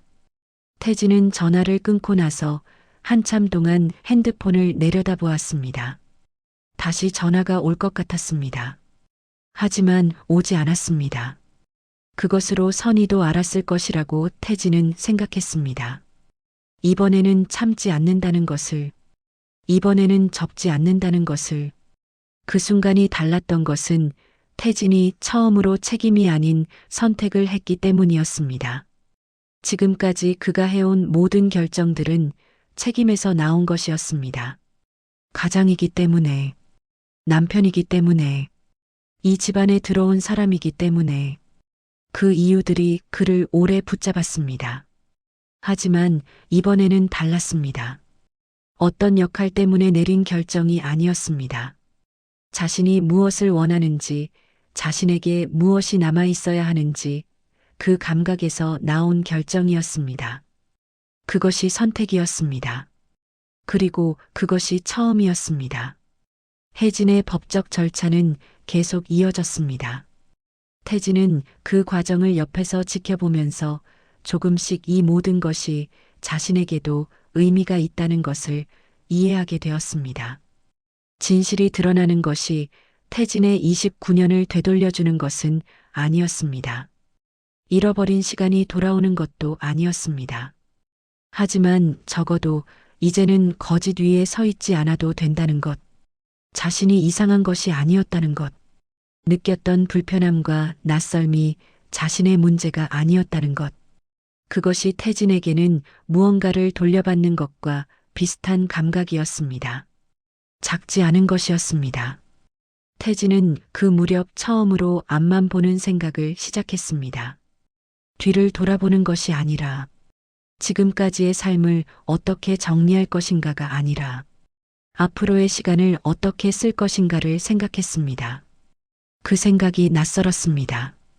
오랫동안 미래를 생각하는 훈련을 하지 않았기 때문이었습니다. 하루하루 버티는 것이 전부였던 시간이 너무 길었습니다. 하지만 그것도 연습이 필요한 것이었습니다. 처음 해보는 것이라서 서툰 것이지 할 수 없는 것이 아니었습니다. 태진은 그것을 천천히 알기 시작했습니다. 이제 그는 진짜 선택을 시작하려 하고 있습니다. 태진이 짐을 꺼낸 것은 조용한 평일 오전이었습니다. 선희는 집에 없었습니다. 장모도 없었습니다. 집안은 텅 비어 있었습니다. 태진은 그 비어 있음이 낯설지 않다는 것을 느꼈습니다.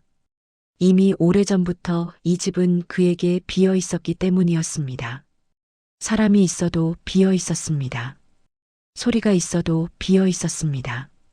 그 비어 있음이 이제는 실제의 비어 있음이 되었을 뿐이었습니다. 짐은 많지 않았습니다.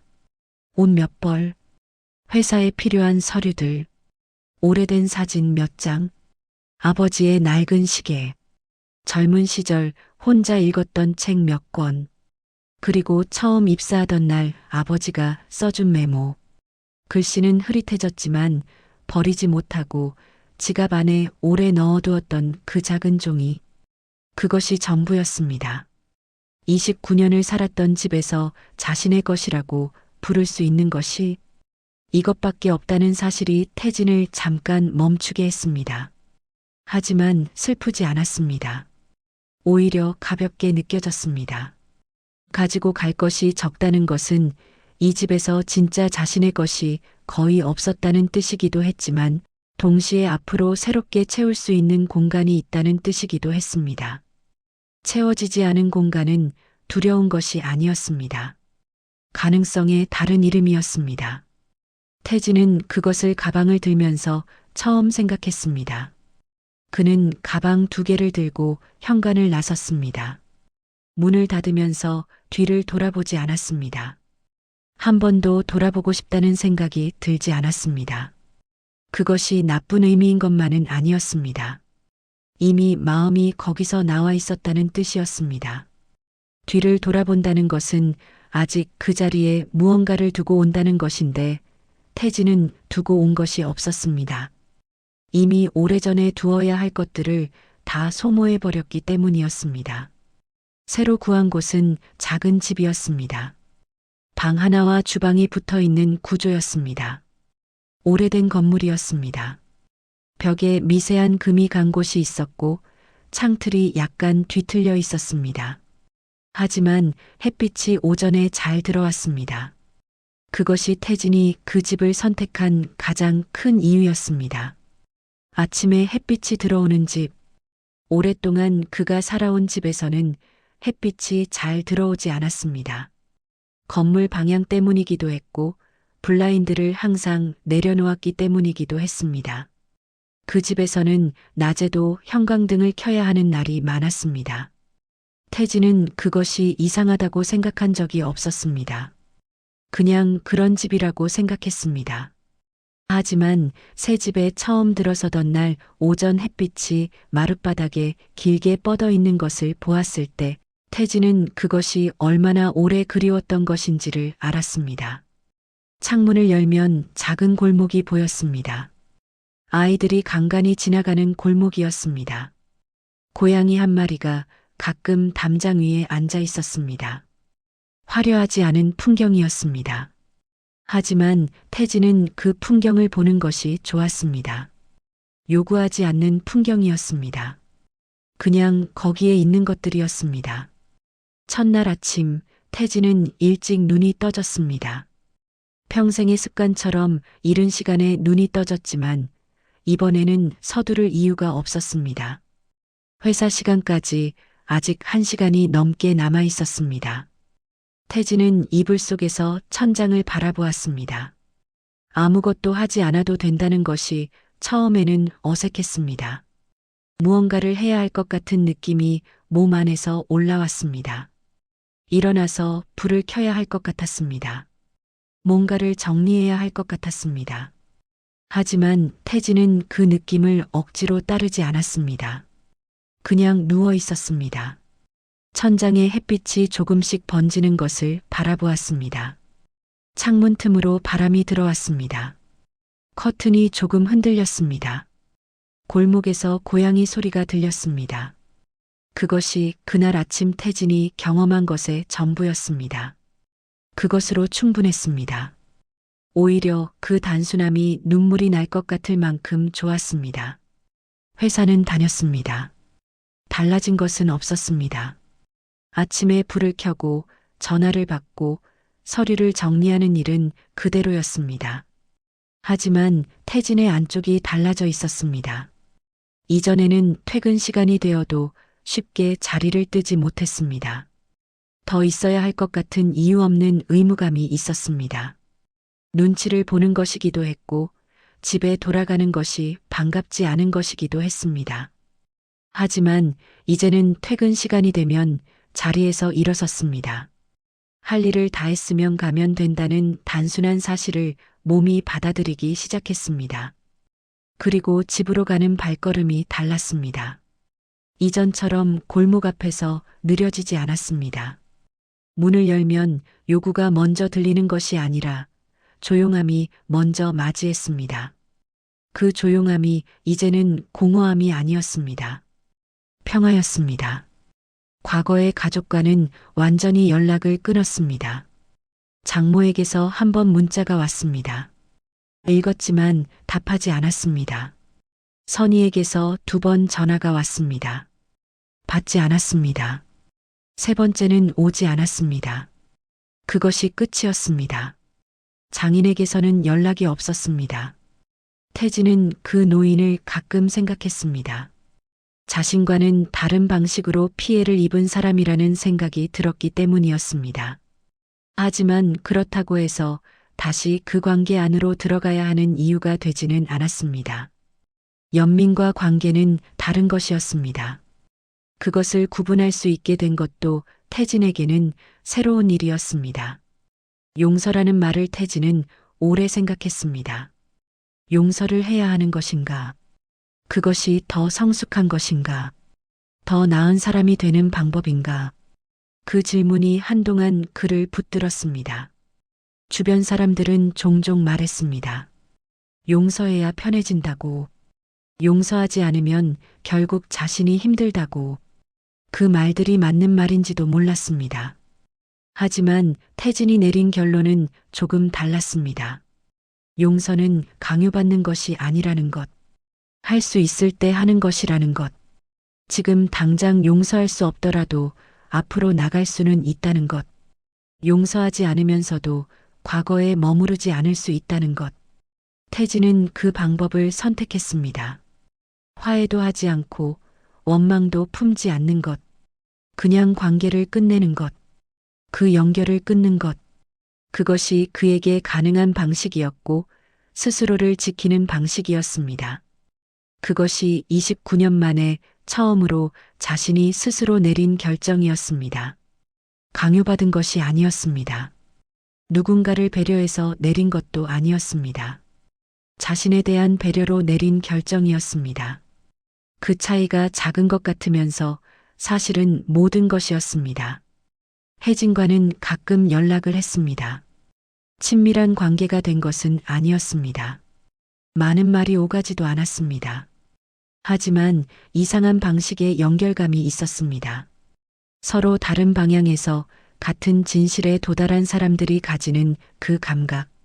말로 설명하기 어렵지만 무언가가 통하는 것 같은 느낌. 많은 말이 필요하지 않은 그 연결. 태진은 그것으로 충분했습니다. 이 나이에 그런 연결이 하나 생겼다는 것이 생각보다 큰 일이었습니다. 새로운 생활은 단순했습니다. 아침에 일어나고 밥을 먹고 출근하고 퇴근하고 혼자 저녁을 먹고 책을 읽다가 자는 것. 그것이 전부인 날들이었습니다. 이따금 퇴근길에 작은 시장을 들러 먹고 싶은 것을 사기도 했습니다. 마음에 드는 반찬이 있으면 샀고 없으면 그냥 왔습니다. 누가 뭐라고 하지 않았습니다.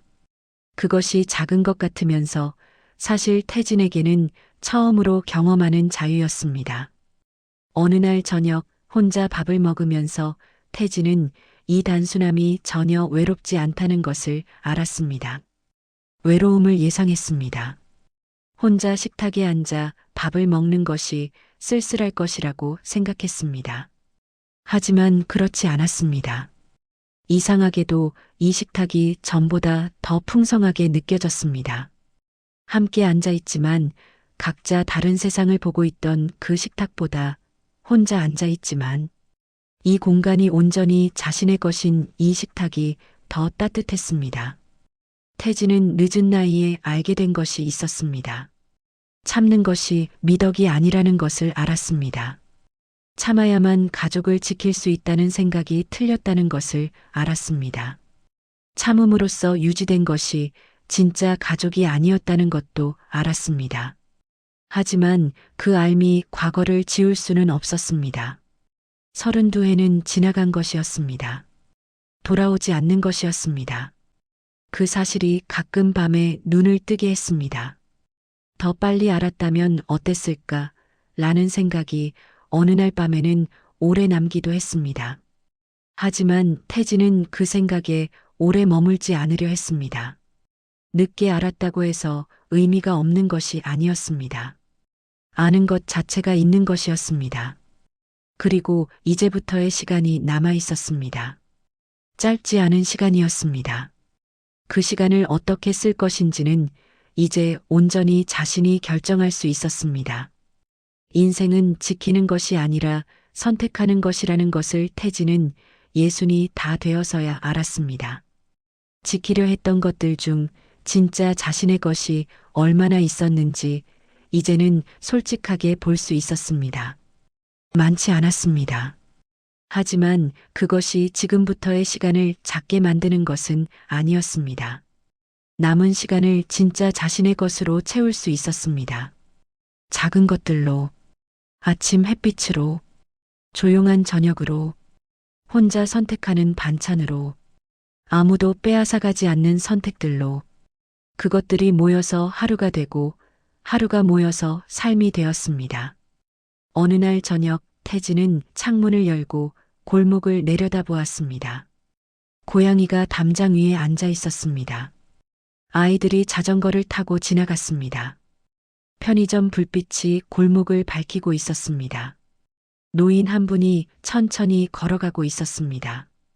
특별한 것이 없는 풍경이었습니다.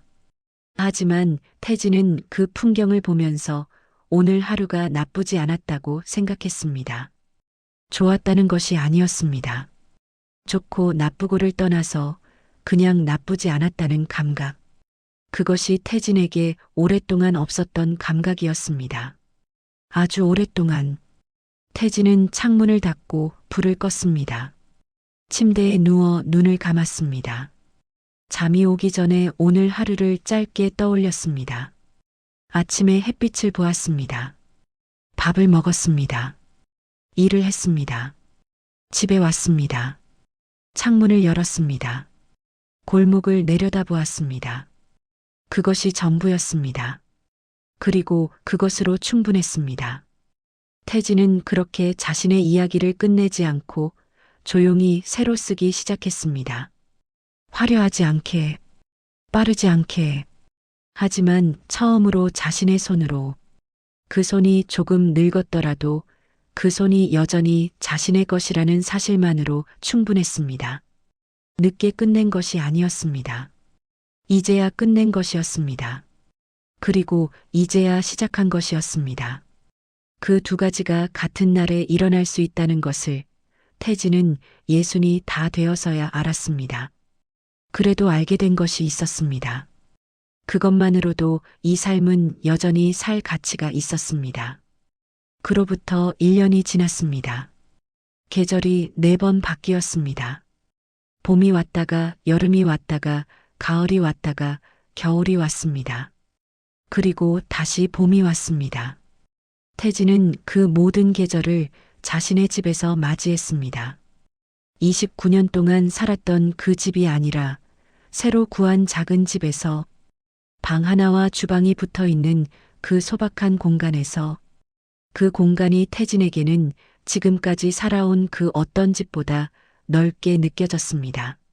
물리적인 크기가 아니라 마음의 크기로 느껴지는 넓이였습니다. 첫 번째 봄이 왔을 때 태진은 창문 옆에 작은 화분을 하나 놓았습니다. 이름을 알 수 없는 작은 식물이었습니다. 시장 어귀에서 할머니가 파는 것을 보고 그냥 샀습니다. 무슨 식물이냐고 묻지도 않았습니다. 키우기 어렵냐고 묻지도 않았습니다. 그냥 마음에 들어서 샀습니다. 자신이 무언가를 고르는데 이유가 필요하지 않다는 것을 그때 처음 알았습니다. 화분을 창가에 놓고 물을 주었습니다. 아침마다 그 식물을 보는 것이 하루를 시작하는 작은 의식이 되었습니다. 식물은 천천히 자랐습니다. 어떤 날은 변화가 보이지 않았습니다. 어떤 날은 잎이 하나 더 나와 있었습니다. 태진은 그 변화를 지켜보는 것이 좋았습니다. 급하지 않게, 서두르지 않게, 그냥 자기 속도로 자라는 것을 보는 것이 좋았습니다. 마치 자신의 삶이 그렇게 자라고 있는 것 같았습니다. 여름이 왔을 때 태진은 처음으로 휴가를 냈습니다. 32해 동안 다닌 회사에서 여름휴가를 제대로 쓴 적이 거의 없었습니다. 누가 막은 것이 아니었습니다. 태진 스스로가 쓸 이유를 찾지 못했던 것이었습니다.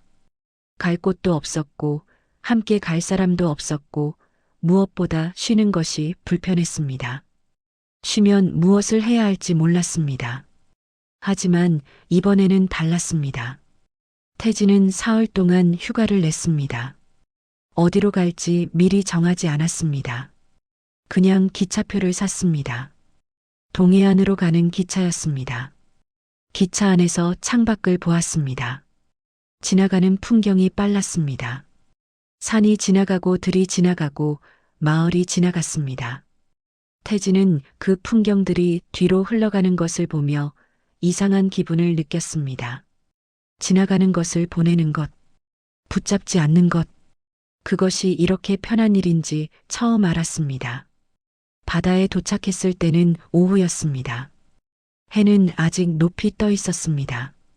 태진은 작은 민박집에 짐을 풀고 바닷가로 나갔습니다. 신발을 벗고 모래밭을 걸었습니다. 발바닥에 닿는 모래의 감촉이 낯설었습니다. 언제 마지막으로 맨발로 모래를 밟아봤는지 기억이 나지 않았습니다. 어쩌면 어린 시절 이후 처음인지도 몰랐습니다. 파도 소리가 들렸습니다. 밀려왔다가 빠져나가는 파도. 그 반복이 끝없이 이어졌습니다. 태진은 그 소리를 들으며 오래 서 있었습니다. 아무 생각도 하지 않았습니다. 아무것도 정리하려 하지 않았습니다. 그냥 파도 소리를 들었습니다. 그것만으로 충분했습니다. 저녁이 되어 민박집으로 돌아왔을 때 주인 할머니가 저녁을 차려주셨습니다. 혼자 오신 거냐고 물었습니다. 네, 혼자 왔습니다. 하고 태진은 대답했습니다. 할머니는 그 말에 아무 반응도 하지 않았습니다. 이상하다는 표정도 안쓰러워하는 표정도 짓지 않았습니다. 그냥 밥을 더 퍼주었습니다. 그 무심함이 태진에게는 고마웠습니다. 혼자라는 것에 대해 설명할 필요가 없었습니다. 변명할 필요도 없었습니다. 그냥 혼자 왔고, 혼자 밥을 먹고, 혼자 방으로 들어갔습니다. 그것이 전부였습니다. 밤에 방 안에서 창문을 열었습니다. 바람이 들어왔습니다. 짠바람이었습니다. 바다 냄새가 났습니다. 태진은 그 바람을 맞으며 누워 있었습니다. 오랜만에 잠이 쉽게 왔습니다. 꿈을 꾸지 않았습니다. 아침에 눈을 떴을 때 몸이 가벼웠습니다. 목이 뻐근하지 않았습니다. 어깨가 무겁지 않았습니다. 29년 동안 아침에 눈을 뜰 때마다 느꼈던 그 무게가 없었습니다. 사흘을 바닷가에서 보냈습니다. 특별한 일을 한 것은 아니었습니다. 아침에 일어나서 산책을 하고 밥을 먹고 바닷가에 앉아 있다가 민박집으로 돌아와 낮잠을 자고 다시 나가서 해가 지는 것을 보고 저녁을 먹고 방으로 들어와 책을 읽다가 잠이 드는 것. 그것이 사흘 동안 반복된 일과였습니다. 단순했습니다. 하지만 그 단순함이 사치처럼 느껴졌습니다.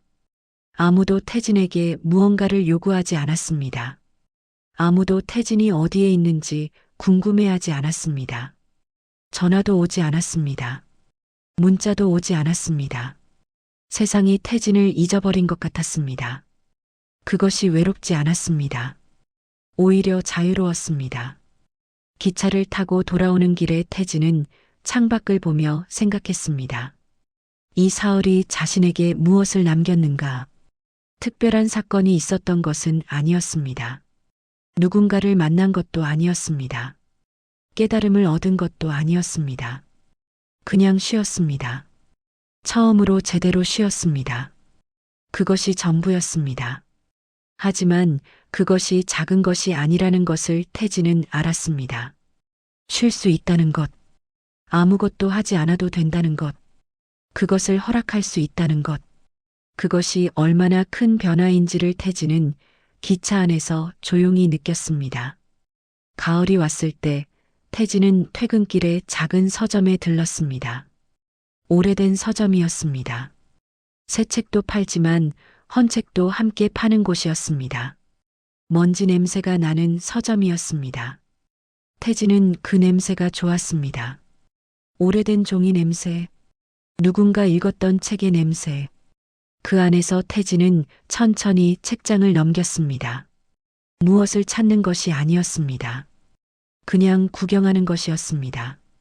마음에 드는 것이 있으면 샀습니다. 없으면 그냥 나왔습니다. 어느 날은 시집을 샀습니다. 태진이 시를 읽은 것은 고등학교 이후 처음이었습니다. 왜 시집을 샀는지 스스로도 알 수 없었습니다. 그냥 손이 갔습니다. 표지가 마음에 들었습니다. 집에 돌아와 한 편을 읽었습니다. 무슨 뜻인지 정확히 이해되지 않았습니다. 하지만 이상하게 마음 어딘가에 닿았습니다. 말이 아닌 다른 방식으로 전해지는 무언가가 있었습니다. 태진은 그날 밤 여러 편을 읽었습니다. 이해하려 하지 않았습니다. 그냥 소리내어 읽었습니다. 자신의 목소리로 시를 읽는다는 것이 이렇게 낯선 일인지 몰랐습니다.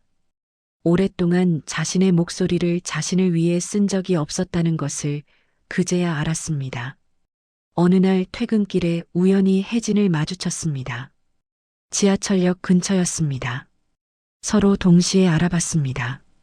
혜진이 먼저 다가왔습니다. 안녕하세요. 잘 지내셨어요? 태진이 고개를 끄덕였습니다. 네, 잘 지냅니다. 그 대답이 거짓이 아니었습니다. 정말로 잘 지내고 있었습니다. 두 사람은 근처 카페에 잠깐 앉았습니다. 많은 말이 오가지 않았습니다.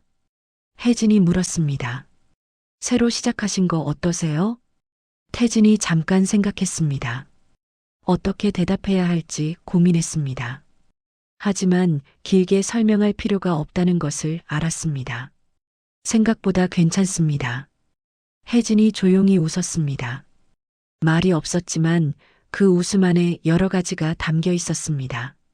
이해, 안도, 응원, 그리고 자신도 비슷한 길을 걸어왔다는 공감.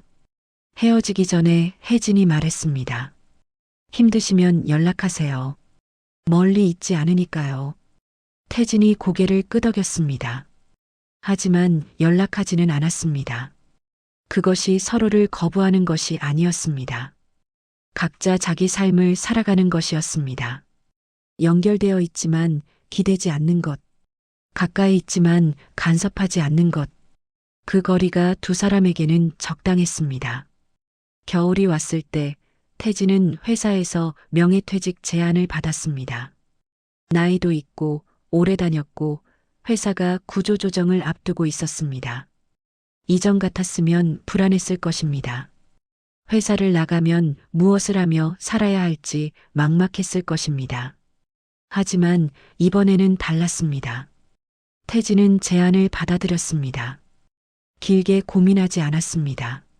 서류에 서명을 하고 퇴직금 계산서를 받고 마지막 날짜를 정했습니다. 동료들이 송별회를 열어주었습니다. 작은 자리였습니다. 오래 함께 일한 몇 사람이 모였습니다. 술을 마시고 이야기를 나눴습니다. 그 자리에서 누군가 물었습니다. 앞으로 뭐 하실 거예요? 태진이 잠깐 생각했습니다. 정확히 정해진 것은 없었습니다. 하지만 그것이 불안하지 않았습니다. 천천히 생각해 보려고 합니다. 그 대답이 진심이었습니다. 서두르지 않으려 했습니다. 무언가를 해야 한다는 강박을 내려놓으려 했습니다. 그냥 시간이 필요했습니다. 자신이 무엇을 원하는지 알기 위한 시간. 그 시간을 자신에게 주려 했습니다. 마지막 출근 날 태진은 평소보다 조금 일찍 사무실에 도착했습니다. 32회 동안 해왔던 것처럼 불을 켰습니다. 창가 화분에 물을 주었습니다. 그 화분은 후배가 이어받기로 했습니다. 태진은 그 화분을 보며 잠깐 멈춰 섰습니다. 20년 넘게 물을 준 화분이었습니다. 잘 자라라 하고 속으로 말했습니다. 화분에게 하는 말인지 자신에게 하는 말인지 알 수 없었습니다. 짐을 챙겼습니다. 많지 않았습니다. 사진 몇 장, 개인 물건 몇 개, 32회가 박스 하나에 들어갔습니다. 그것을 보며 태진은 웃었습니다. 쓸쓸한 웃음이 아니었습니다. 가벼운 웃음이었습니다. 이것으로 충분하다는 것을 알았기 때문이었습니다. 회사를 나서는 길에 뒤를 돌아보지 않았습니다. 32회를 돌아볼 필요가 없었습니다. 이미 그 시간은 끝났습니다. 새로운 시간이 시작되고 있었습니다. 퇴직 후 첫 주는 이상했습니다. 아침에 눈을 뜨면 출근해야 한다는 생각이 먼저 들었습니다. 몸이 기억하고 있었습니다. 하지만 일어나지 않았습니다. 다시 누워 천장을 보았습니다. 오늘 할 일이 없다는 것, 어디에도 가지 않아도 된다는 것, 그것이 처음에는 불안했습니다. 하지만 며칠이 지나자 익숙해졌습니다. 일주일이 지나자 편해졌습니다. 한 달이 지나자 자연스러워졌습니다. 태진은 그 시간을 천천히 채워갔습니다. 아침에 일어나면 산책을 나갔습니다. 집 근처 공원을 걸었습니다. 노인들이 운동하는 모습을 보았습니다. 개를 산책시키는 사람들을 보았습니다. 아이들이 놀이터에서 노는 소리를 들었습니다. 그 평범한 풍경이 태진에게는 새로웠습니다. 이 시간에 이 장소에 있어 본 적이 없었기 때문이었습니다. 32회 동안 이 시간에는 항상 사무실에 있었습니다. 이 풍경은 자신의 것이 아니었습니다.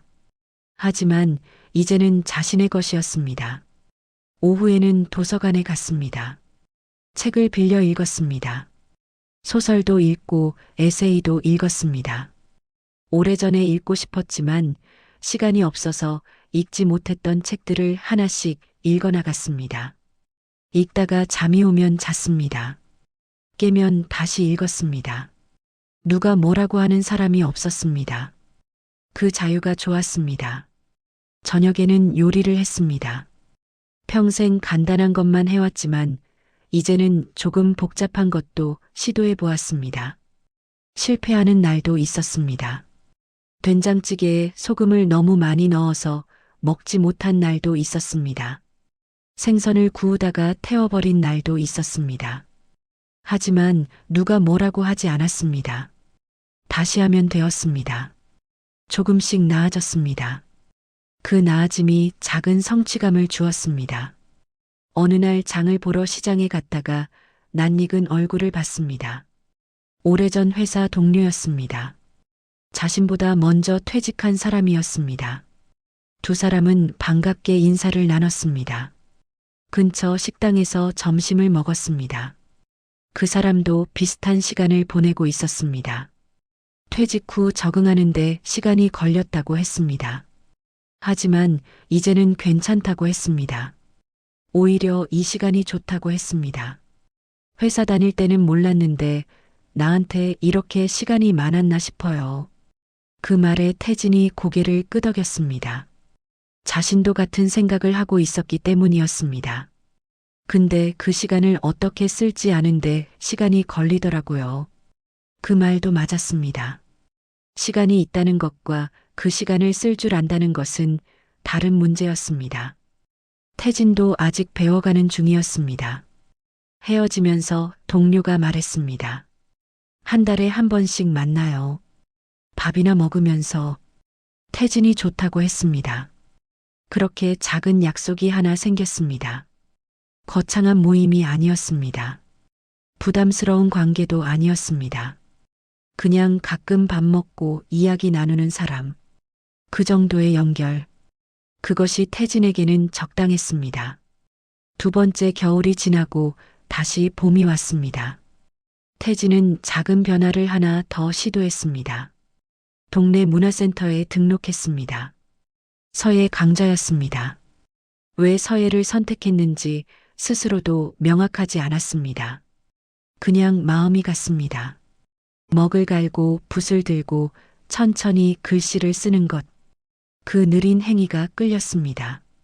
첫 수업에 갔을 때 수강생은 8명이었습니다. 대부분 태진과 비슷한 나이였습니다. 퇴직 후 시간을 보내는 사람들이었습니다. 선생님은 70이 넘은 노인이었습니다. 말수가 적었습니다. 시범을 보이고 학생들이 따라하게 했습니다. 태진은 붓을 들고 한 획을 그었습니다. 떨렸습니다. 삐뚤어졌습니다. 선생님이 다가와 태진의 손을 잡았습니다. 그리고 함께 한 획을 그었습니다. 힘을 빼라고 했습니다. 붓이 알아서 간다고 했습니다. 태진은 힘을 뺐습니다. 다시 그었습니다. 조금 나아졌습니다. 수업이 끝나고 집으로 돌아오는 길에 태진은 생각했습니다. 힘을 빼라는 말. 그 말이 글씨에만 해당하는 것이 아니라는 것을, 인생도 마찬가지라는 것을, 너무 힘을 주면 삐뚤어진다는 것, 놓아야 제대로 간다는 것, 그것을 서예를 통해 배우고 있었습니다. 몇 달이 지나자 글씨가 조금 나아졌습니다. 선생님이 칭찬했습니다. 처음보다 많이 좋아졌다고 했습니다. 태진은 그 말이 기뻤습니다. 누군가 자신을 인정해 주는 것, 나이가 들어서도 배울 수 있다는 것, 나아질 수 있다는 것, 그것이 작은 자신감을 주었습니다. 어느 날 수업 후에 같은 반 수강생 한 명이 말을 걸었습니다. 60 초반으로 보이는 남자였습니다. 커피 한잔 하자고 했습니다. 태진은 좋다고 했습니다. 근처 카페에서 이야기를 나눴습니다. 그 사람도 최근에 퇴직했다고 했습니다. 적응이 쉽지 않다고 했습니다. 집에만 있으면 답답해서 문화센터에 나왔다고 했습니다. 태진이 자신의 이야기도 조금 했습니다. 많이 하지는 않았습니다. 하지만 공감하는 부분이 있었습니다. 두 사람은 비슷한 시간을 지나오고 있었습니다. 헤어지면서 그 사람이 물었습니다. 다음 주에도 커피 한잔 할까요? 태진이 그러자고 했습니다. 그렇게 작은 인연이 하나 더 생겼습니다.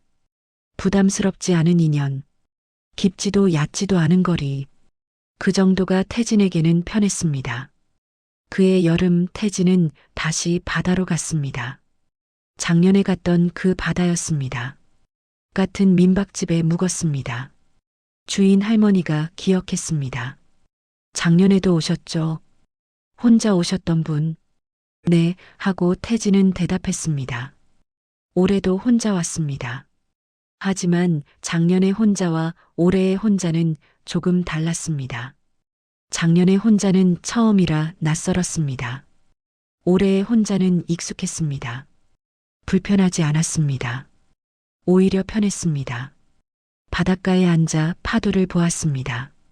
작년과 같은 파도였습니다. 밀려왔다가 빠져나가는 파도.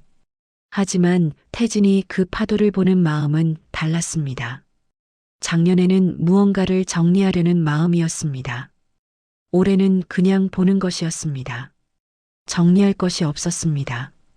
그냥 여기 있는 것, 그것으로 충분했습니다. 민박집으로 돌아오는 길에 작은 가게에 들렀습니다. 조개 껍데기로 만든 작은 장식품을 샀습니다. 누구에게 줄 것도 아니었습니다. 자신을 위한 것이었습니다. 기념품 같은 것, 이 시간을 기억하기 위한 작은 물건. 집에 돌아가서 창가에 놓았습니다. 햇빛이 그 조개 껍데기를 비출 때마다 태진은 바다를 떠올렸습니다. 그 기억이 나쁘지 않았습니다. 가을이 되었을 때 태진은 장인의 부음을 들었습니다. 혜진에게서 연락이 왔습니다. 장례식장 주소를 알려주었습니다. 태진은 한참을 고민했습니다. 가야 하는가, 가지 말아야 하는가. 그 경계가 명확하지 않았습니다. 법적으로는 이미 관계가 끝났습니다. 하지만 감정적으로는 복잡했습니다. 미움도 아니고 그리움도 아닌, 애증도 아니고 무관심도 아닌 그 어딘가에 있는 감정. 결국 태진은 장례식장에 갔습니다. 늦은 저녁 시간에 갔습니다. 문상객이 많지 않은 시간이었습니다. 빈소에 들어갔습니다. 영정사진 속의 장인이 태진을 보고 있었습니다. 평생 말이 없던 사람, 뒤편에 서 있던 사람, 그 사람이 이제 없었습니다. 태진은 절을 했습니다. 2번 절을 했습니다. 일어서서 잠시 영정을 보았습니다. 장인에게 하고 싶은 말이 있는지 스스로에게 물었습니다. 없었습니다. 미안한 것도 없었고 원망스러운 것도 없었습니다. 그냥 한 사람이 세상을 떠났다는 것, 그 사람과 자신이 한때 연결되어 있었다는 것, 그것이 전부였습니다. 밖으로 나왔습니다. 선희가 복도에 서 있었습니다. 두 사람이 눈이 마주쳤습니다. 선희가 먼저 고개를 숙였습니다. 태진도 고개를 숙였습니다. 말은 없었습니다. 그냥 서로를 보고 지나쳤습니다. 그것이 두 사람 사이에 필요한 전부였습니다. 장례식장을 나오면서 태진은 생각했습니다. 이것으로 정말 끝났다는 것을, 이제 더 이상 그 집과 연결될 일이 없다는 것을. 그 생각이 슬프지 않았습니다. 후련하지도 않았습니다. 그냥 담담했습니다. 끝나야 할 것이 끝났다는 것. 그 이상도 이하도 아니었습니다. 그해 겨울 태진은 새로운 시도를 하나 더 했습니다. 자원봉사를 시작했습니다. 동네 복지관에서 노인 식사 배달 봉사였습니다. 일주일에 2번, 점심시간에 도시락을 배달하는 일이었습니다. 거창한 이유가 있었던 것은 아니었습니다. 복지관 앞을 지나가다가 봉사자 모집 공고를 봤습니다. 그냥 지원했습니다. 첫 배달을 나갔을 때 동행한 봉사자가 말했습니다. 처음이세요? 긴장하지 마세요. 그냥 도시락 전해드리고 잘 지내시는지 확인만 하면 돼요. 태진이 고개를 끄덕였습니다. 6집을 돌았습니다. 모두 혼자 사는 노인들이었습니다. 어떤 분은 반갑게 맞아주었습니다. 어떤 분은 말이 없었습니다. 어떤 분은 이야기를 많이 하고 싶어 했습니다. 태진은 그 이야기를 들어주었습니다. 급하게 끝내지 않았습니다. 천천히 들었습니다. 한 할머니가 말했습니다. 요즘은 아무도 안 와요. 자식들도 바쁘다고 안 오고, 이렇게 도시락 갖다 주는 사람이 제일 고마워요. 그 말을 듣는 태진의 가슴이 먹먹해졌습니다. 혼자 산다는 것, 나이 들어 혼자 산다는 것, 그것이 어떤 것인지 조금 알 것 같았습니다. 자신도 언젠가 저렇게 될 수 있다는 것을. 하지만 두렵지 않았습니다. 혼자여도 괜찮을 수 있다는 것을 이미 알고 있었기 때문이었습니다. 봉사를 하고 돌아오는 길에 동행했던 봉사자가 물었습니다. 어떠셨어요? 힘들지 않으셨어요? 태진이 고개를 저었습니다. 괜찮았습니다. 오히려 제가 배우는 것 같아요. 그 말이 진심이었습니다. 무언가를 준다는 것, 작은 도움이라도 준다는 것, 그것이 자신에게 돌아온다는 것, 그 순환을 느끼고 있었습니다. 3번째 봄이 왔을 때 태진은 자신의 삶이 어느 정도 자리를 잡았다고 느꼈습니다. 규칙적인 일상이 있었습니다. 작은 인연들이 있었습니다. 혼자이지만 외롭지 않았습니다. 바쁘지 않지만 무료하지 않았습니다. 그 균형이 태진에게는 적당했습니다. 어느 날 아침 창가에 놓인 화분을 보았습니다. 3년 전 봄에 샀던 그 화분이었습니다. 처음 샀을 때보다 많이 자랐습니다. 잎이 풍성해졌습니다. 줄기가 굵어졌습니다. 태진은 그 화분을 보며 생각했습니다. 자신도 저 화분처럼 자라고 있는 것 같다고. 천천히, 눈에 띄지 않게. 하지만 분명히. 그날 저녁 태진은 오랜만에 일기를 썼습니다. 평생 일기를 쓴 적이 없었습니다. 하지만 그날은 쓰고 싶었습니다. 종이에 천천히 글을 썼습니다. 서예 수업에서 배운 대로 힘을 빼고 썼습니다. 오늘은 좋은 날이었다. 특별한 일이 있었던 것은 아니다. 그냥 평범한 하루였다. 하지만 그 평범함이 좋았다. 아침에 햇빛을 받고 산책을 했고 봉사를 갔고 저녁을 먹고 지금 이 글을 쓰고 있다. 그것이 전부다. 하지만 그것으로 충분하다.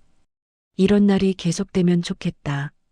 글을 다 쓰고 태진은 공책을 덮었습니다. 내일도 이런 날이면 좋겠다고 생각했습니다. 모레도, 그 다음 날도. 평범한 날들이 이어지면 좋겠다고 생각했습니다. 창문을 열었습니다. 밤 공기가 들어왔습니다. 골목이 조용했습니다. 멀리서 개 짖는 소리가 들렸습니다. 어디선가 텔레비전 소리가 희미하게 들렸습니다. 평범한 밤이었습니다. 태진은 창문을 닫고 불을 껐습니다. 침대에 누웠습니다. 눈을 감았습니다. 잠이 천천히 왔습니다. 그렇게 태진의 하루가 끝났습니다. 그리고 내일 또 새로운 하루가 시작될 것입니다. 특별하지 않은 하루. 하지만 자신의 것인 하루. 그것이면 충분했습니다. 사람이 살아가는데 거창한 것이 필요한 것은 아니었습니다. 큰 성공, 대단한 업적, 화려한 인정, 그런 것들이 없어도 괜찮았습니다. 작은 일상, 소박한 기쁨, 조용한 평화, 그것으로 충분했습니다. 태진은 62해를 살았습니다. 그중 32해는 참으며 살았습니다. 그리고 3년은 자신을 위해 살았습니다. 이제 앞으로의 시간도 자신을 위해 살 것입니다. 얼마나 오래 살지 알 수 없습니다. 10년이 될지 20년이 될지 알 수 없습니다. 하지만 그 시간이 얼마나 되든 그 시간은 온전히 자신의 것이 될 것입니다. 누구를 위해서도 아닌 자신을 위한 시간. 그것이 태진이 얻은 것이었습니다. 늦게 얻었지만 얻었습니다. 그것이면 충분했습니다. 인생은 언제든 다시 시작할 수 있습니다. 30이든 50이든 60이든 늦었다고 생각할 때가 진짜 시작일 수 있습니다. 중요한 것은 시작하는 용기입니다. 참는 것을 멈추는 용기, 자신을 위해 선택하는 용기, 그 용기만 있으면 됩니다. 김태진은 그 용기를 냈습니다. 60이 다 되어서 늦었지만 냈습니다. 그리고 삶이 바뀌었습니다. 여러분도 할 수 있습니다. 지금 이 순간에도 너무 늦지 않았습니다. 절대로 늦지 않았습니다. 이제야 시작하는 것입니다. 이제야 끝내는 것입니다. 그 두 가지는 같은 것입니다. 여기까지가 김태진의 이야기였습니다. 그리고 당신의 이야기는 지금부터입니다. 끝까지 들어주셔서 감사합니다. 이 이야기가 누군가에게 작은 위로가 되었기를 바랍니다. 그리고 누군가에게 작은 용기가 되었기를 바랍니다. 좋아요와 구독으로 응원해 주세요. 다음 이야기도 기대해 주세요. 감사합니다.